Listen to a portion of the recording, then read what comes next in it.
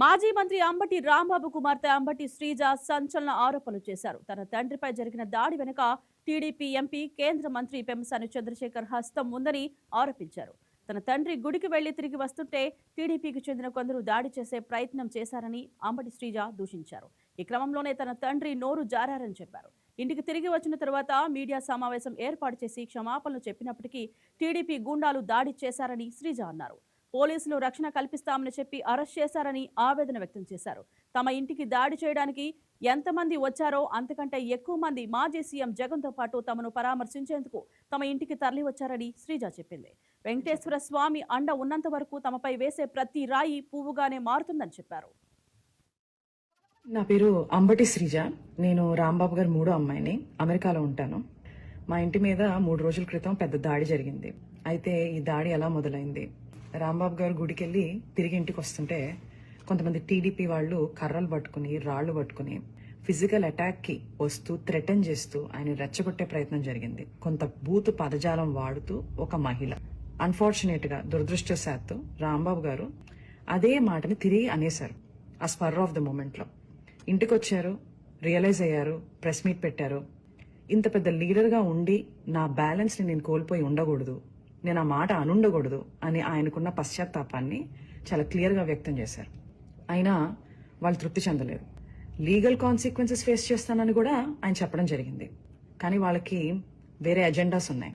TDP గూండాలు తండోపతండాలుగా 9 నుంచి 10 గంటల పాటు నిర్విరామంగా మాట అన్న మనిషి మీద అటాక్ మాత్రమే కాదు, ఆయన కుటుంబం మీద, ఏమీ తెలియని రాజకీయాలతో సంబంధం లేని మా మదర్, మా సిస్టర్స్, వాళ్ళ పిల్లల మీద అటాక్ చేయడం జరిగింది.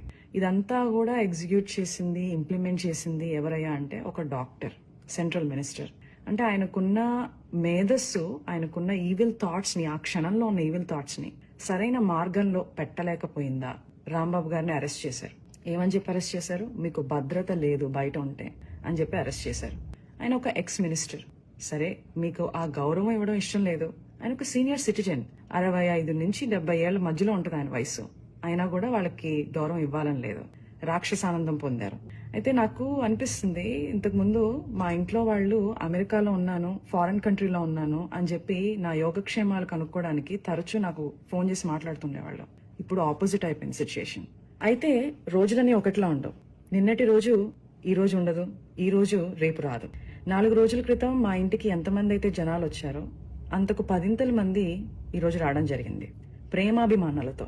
ఆ రోజు మా ఇంట్లో కిటికీలు, అద్దాలు, తలుపులు పగిలిపోయాయి. ఈ రోజు ఏకంగా గోడలే పగిలిపోయాయి. శ్రీ వైఎస్ జగన్మోహన్ రెడ్డి గారు మా ఇంటికి రావడం జరిగింది. కూర్చుని చాలా వివరంగా మా అమ్మగారితో, మా అక్కలతో జరిగిన సంఘటనల గురించి మాట్లాడటం, మా బాధని షేర్ చేసుకోవడం, మాకు ఒక అండగా నిలబడటం జరిగింది. చాలా సంతోషంగా ఉంది. ఇవన్నీ చూస్తుంటే నాకు మా నాన్నగారు అనే మాటలు గుర్తొస్తున్నాయి.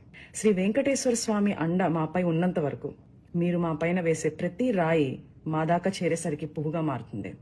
మీరు మమ్మల్ని తిట్టే ప్రతి తిట్టు ఒక ఆశీస్సుగానే మారుతుంది. ఆయనే మాకు ఒక రక్షక కవచంలా ఉంటారు.